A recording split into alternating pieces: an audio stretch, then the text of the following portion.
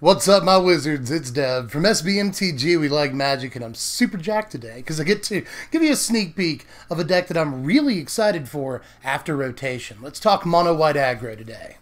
Alright, so I think there's a couple of reasons to get hype about this deck once autumn rolls around, and they will be informative as to why I built the deck the way I did. So let me go ahead and go over a couple of reasons why I think mono white aggro looks pretty good like a month from now. First reason is, we all know, white has a bunch of really good-looking 1-drops that also all have 1 toughness, so they die to Goblin Chainwhirler.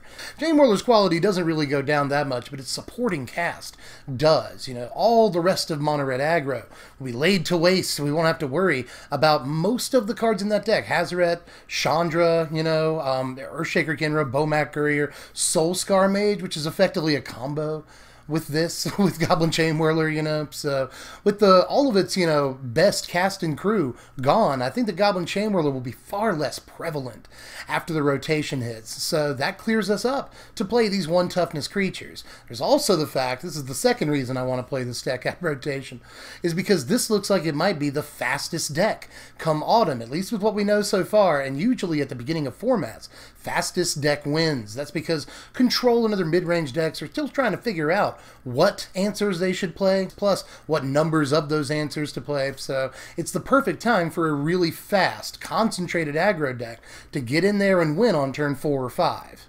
And keep that in mind as we go through the cards. We've tuned the deck to be as fast as possible so we can get up under the sweepers that Control is going to want to play, but also be faster than the other aggro decks in the format. So let's go ahead and take a look, starting with the creatures, fittingly. Let's talk about all those 1-drops that I just mentioned a second ago. There's a ton of them.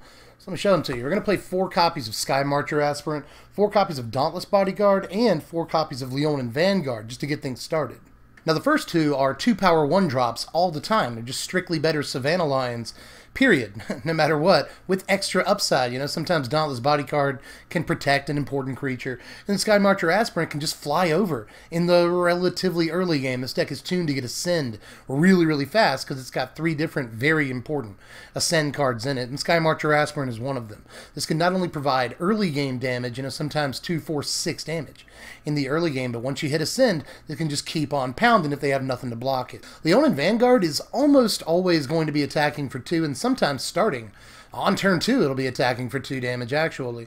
The goal of playing so many 1-drops, we're actually not done with the 1-drops, is so that we can, first of all, hit Ascend as quickly as possible, but also so that we can drop a 1-drop on turn 1, and then 2 1-drops on turn 2. That'll get Leonin Vanguard attacking for 2 as early as possible and gaining us life. We're also going to play 2 copies of Legion's Landing down here at the 1-drop slot. And yeah, only 2 copies. I think 3 might be the correct number, but the deck list is surprisingly tight. There's really not much wiggle room in the main here, and I want to prioritize speed. Legion's Landing, not a particularly fast card, but it is like 2 cards towards our Ascend count. It's really good in long games and against Control, but again, we want the game to go as quickly as possible, and Legion's Landing doesn't really help us do that enough, so it's relegated to 2 copies for the time being. Now that's 14 1-drops, and again, I think we could use another Legion's Landing, so I really want like 15 or 16 1-drops in this deck, and the reason that we're trying to hit Ascend through all these like really early quick drops is so we can make use of the maybe most important card in the entire deck, and that's Pride of Conquerors. We're going to play all 4 copies of this thing. It's the primary reason that we're trying to get to Ascend. Now, sometimes this can be fine, even if you don't have City's Blessing yet, so it'll translate into like +4, +4, +5, +5 to your team, and that can sometimes be all the difference. And it's a great combat trick, you can do it on your opponent's turn and during their combat step and really wreck their math. That's awesome. This can protect you from a Goblin Chainwhirler. Play your Pride of Conquerors in response. Your team doesn't have to worry about getting killed. That's also pretty cool. So there's a bunch of little edge tactics with this, but the main reason we're playing is so we can hit Ascend and get in for an Alpha Strike as quickly as turn 4 some of the time. And that's a very important number. You won't hit turn 4 every single game, but the deck can win by turn 4 thanks to Pride of Conquerors. And obviously, if you're on the play, you're up under Settle the Wreckage, you're up under Cleansing Nova, you're up under most of the important sweepers in the format. So we want to win as quickly as possible. Pride of Conquerors is the best way to do that come rotation. Again, a little bit surprisingly, but if you want to win fast, hitting Ascend very quickly with small creatures, getting in that early damage, and then finishing off with Pride of Conquerors is probably the most reliable viable game plan, and we've actually already seen some successful mono white decks in this format do just that, and I think they'll be even better at doing it when rotation happens. But we're not quite done here, obviously. There's like a whole half a deck left, most of which is all creatures that I have yet to show you. So let's move into the 2-drops here, where I can talk about Knight of Grace and Adanto Vanguard for a second. Now, I'm not going to lie to you. I am not convinced that Knight of Grace is the 2-drop I want to play in the main deck here. I actually looked really hard at Silverbeak Griffin, another flying creature, which goes really well with the Pride of Conquerors. I like that idea, especially if we're just trying to ignore our opponent and get in damage. That might be the best way of doing it, but Knight of Grace is too tempting of a 2-drop to play, you know. It might not be quite as offensive as Silverbeak Griffin, quite as reliable at getting in damage, but it's so good against black removal and black creatures for that matter that I want to play it. Plus, the stats are pretty raw regardless. A 2/2 first strike for 2 mana is aggressive in and of itself. It's also a knight, which actually will matter in just a couple of cards. We'll get to it. You probably know what I'm talking about already. But anyway, Adanto Vanguard, also pretty important. And I think Silverbeak might be an option over this too. But Adanto Vanguard is just so good against removal, again, that I think it's probably the best way to play. And it's maybe the most aggressive 2-drop that we could be playing too. You know, this will get in for 3 damage a good bit of the time on attacks. Moving into the 3-drop creatures, which in the main deck is actually the very top of our curve. Again, we're prioritizing speed in the main deck. We'll get to the board. We'll talk about it in a second. But again, I want to go as fast as possible. So our curve is actually super low in the main. But in any case, we'll start it off with 4 copies of Banalish Marshal here. Yet another knight. Another knight. That'll become important in just a moment here. But Banalish Knight is amazing on turn 3 after those starts, where you get a 1-drop on turn 1, 2 1-drops on turn 2. Drop your Banalish Marshal on turn 3, usually attacking for a lot very quickly. I've also come to kind of like that our Anthem effect is also an attacker. It's important in a deck that's looking to attack and get in as much damage as quickly as possible, you know. It is a little bit removable, you know, its worst enemy is Lightning Strike, but we'll still keep Benny Mars around. 4 copies, no questions asked. We want an Anthem effect, and it's nice to have one that not only can do some extra damage itself, but has a relevant creature type.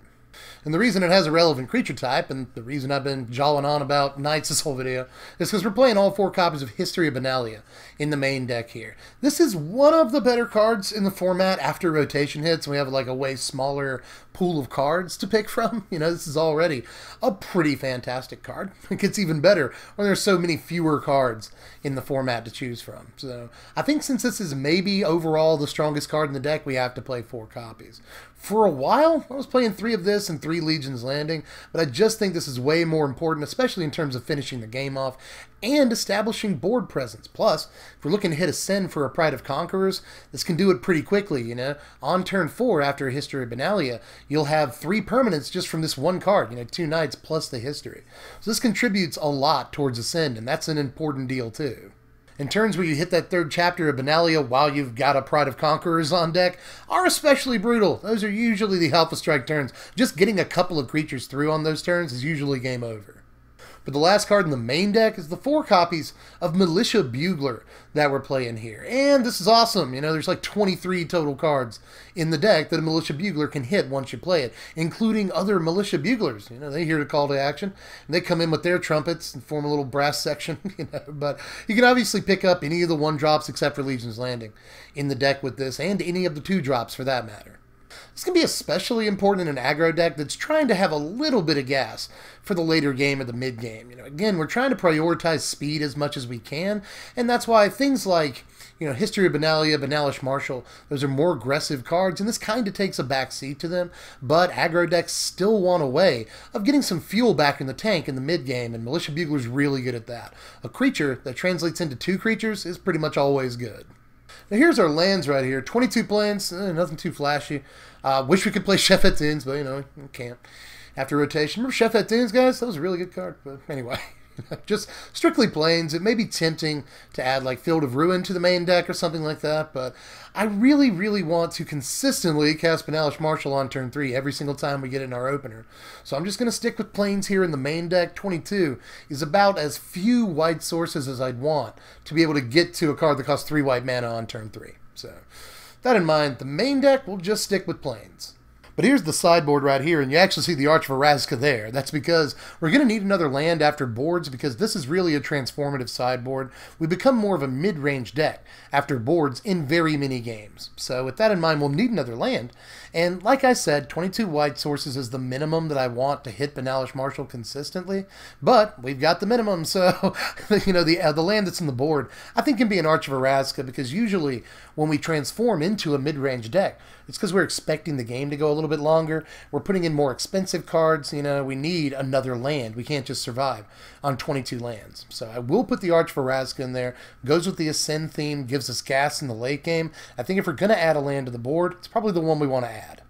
But as far as the mid-range component of the sideboard, this is where you see a lot of the cards you probably expected to see in the main deck. You know, Mentor of the Meek, again, if we expect the game to go a little bit longer, if we have to put our foot on the gas in the mid and late game, Mentor of the Meek is great for that, but it's not necessarily the fastest card in the world, so it hit the sideboard. Same thing with Leonin War Leader. This is in the sideboard because I wanted the main deck to be relatively lean. I wanted the curve to be low. I wanted the land count to be low. So Leonin War Leader is really much better in a mid-range deck at the top of the curve, and that is the function he's going to serve after we board him in against these more mainline aggro decks that are also lower to the ground. Now, the card that I want in the main deck the most is the Ajani Adversary of Tyrants. You will sideboard this in most games. I'm not going to lie to you. So, you know, I wouldn't mind if this was in the main deck above pretty much everything else that we relegated to the sideboard here. You see how many 4-drops there are in the board. I think it's because there's a decision you have to make when building this deck. Do you want to make the super fast Ascend version, or do you want to make the more mid-rangey version that plays like 10 4-drops? And I think that towards the beginning of the format especially, the fast version is going to be the better version, but the mid-range version is contained within the board, and Ajani is a huge part of that. And again, he'll come in for a lot of game 2 and 3s. This is great against control for getting anything back that you've lost. Also good in mid-range matchups and aggro matchups for making your creatures bigger than them, you know, bigger than theirs, giving you a little bit of inevitability in that way. The ultimate is amazing. It's decent against Goblin Chain Whirler. You know, sometimes it'll protect your small dudes from a second Chain Whirler that's going to come down on turn 5 or 6 by just giving them counters. And it protects against the first Chain Whirler they drop by getting you one of your creatures back that died to it. So Ajani's good in a lot of matchups. You'll board him in a lot. I want to make room for him in the main deck, but again, it's so tight. We're prioritizing speed, so I think he's best left in the sideboard for now. The same thing is true of Lyra Dawnbringer. You know, this is a 5-drop. So if the deck wants to operate at speed in game 1, it just has no hope of playing this, you know. But game 2, where we want to go above other aggro decks and beat mono green for that matter, Lyra Dawnbringer is a great, great choice. But let's look at the power rankings. A final score of 65, mid-60s is pretty good for a deck that is relatively cheap. There's a lot of powerful cards in here. You'd be surprised how cheap this deck actually ended up, you know. So it's actually not a bad score at all, and the categories look about right for a deck that prioritizes speed the way this one does. You know, again, our speed, our offense, off the charts, but categories like resiliency, versatility, defense, we don't care about them as much. We have one game plan that we're trying to execute in game 1. We do get a little bit more versatile once we become a mid-range deck. There will be whole matches where you never board in anything. You just try to go as quickly as possible to get up under sweepers and the like, which is going to be the #1 reason to play this deck after rotation. I've already made it known, and so have other writers, not just me, in the Magic community, that blue-white control is looking very good. After rotation, it doesn't actually lose too many pieces. Some 3-mana, you know, counterspell will probably replace Disallow. We've already got a couple of candidates without even knowing anything from Guilds of Ravnica.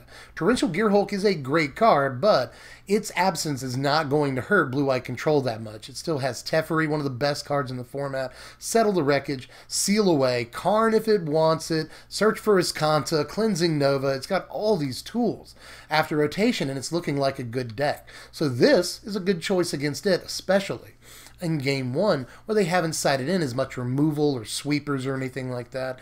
This deck gets way up under most of their game plan. However, that said, it also has tools to go toe-to-toe with any other aggro deck in the format. You know, tribal is a thing that we're going to see.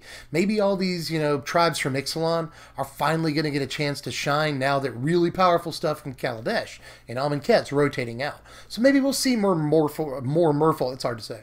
Maybe we'll see more merfolk, more vampires, more goblins even, you know, more zombies, who knows? There's a lot of tribes to mess with. More pirates for all we can imagine. So, you know, we go to toe-to-toe with other other aggro decks really well, because Pride of Conquerors is actually a great combat trick against pretty much any other deck with small creatures in it. And actually, one more reason to play this deck, not only do we get up under the game plan of decks like Control that just operate slower and they're going to need some time to really determine what answers and what concentration of answers to play. Again, beginning of formats, usually, been doing this for almost 25 years at this point, the beginning of formats, fastest deck tends to win or do really, really well in the first few weeks. So this looks positioned well against control decks, but also any like janky combos people are testing out, trying to figure out what combos actually work, any weird decks that require some sort of, sort of different or offbeat construction or gameplay to make work. We always see a few of those at the beginning of formats. Some of them are bad, some of them are really good and become the best decks in the format, but a lot of them get tested at the beginning of formats. So any deck that's a combo deck, maybe it's a little bit bloated and it takes a few turns to get going, we'll get up under all of those too, and there tend to be a few of those at the beginning of formats. So keep that in mind too. This deck is well positioned against those. And maybe best of all, the deck is cheap. I alluded to this a second ago, but we play like History of Analia, Lyra Dawnbringer, a Johnny. We play some expensive stuff in here. So it looks like this is a really competitive deck. It is, but the price tag is lower than you might expect. This deck is only like $115 on TCG Player. And if you're looking for a deck that's like, I think it's definitely going to win you some games post-rotation, it's actually relatively successful in this format right now with Goblin Chainwhirler as prevalent as it is, So with that being the case, I can only imagine that once Goblin Chainwhirler is in like 20% of matches instead of 50% of matches, this deck just gets way, way better. And again, it's got great tools against control and even other tribal decks. So again, as far as like the positioning of the deck, I think it's actually looking really good. It'll win you some games. So like 110, 115 is really not too much to ask for a pretty killer deck that gets to play a lot of pretty killer cards for that matter. So if you're interested in trying this thing out, just click the first link in the description as usual. That'll take you over to the deck list on TCG Player, the absolute cheapest place online you can get this deck. Full disclosure, yeah, they sponsor my content or whatever, but it's still a true statement. They're the cheapest place you're going to get this or just about any other deck. So click that deck list down there in the description if you want to just see the deck in one place. Not have to listen to me run my mouth for 15, 20 minutes again. That'd be nice. Just click the first link in the description down there. I'll take you over there. Aside from that, don't forget to subscribe. We're almost at 100,000. I've gotten like 2,000 subscribers in the last month. Welcome aboard, everybody, and thank you very much for your support. Really help. Thanks for helping me get to 100,000. We're almost there. Help me get there. If you haven't done it yet, hit subscribe and smash a like on your way out. Aside from that, follow me on Twitter at SBMTGDev, or if you really like me and you want to let me keep doing this for a living, I really enjoy doing it. Just throw me $1 a month on Patreon. Leave you a link in the description if you're bold enough to do that. But in any case, I'm pretty sure I'm tapped out for this one. But of course, it's your turn now. Take to the comments. Let me know how we could have done this better or what cards we didn't use. Do you think Silverbeak Griffin is the right choice instead of some of these 2 drops? I want to know your opinion on that. But in any case, anything I did or did not do, right or wrong, as always, let me know down there in the sideboard, the old comment section. But aside from that, I am fairly sure I'm done for this one. So I'll catch you cats later. I'm Dev from the place. Thanks for watching, my wizards. Spread love and be kind.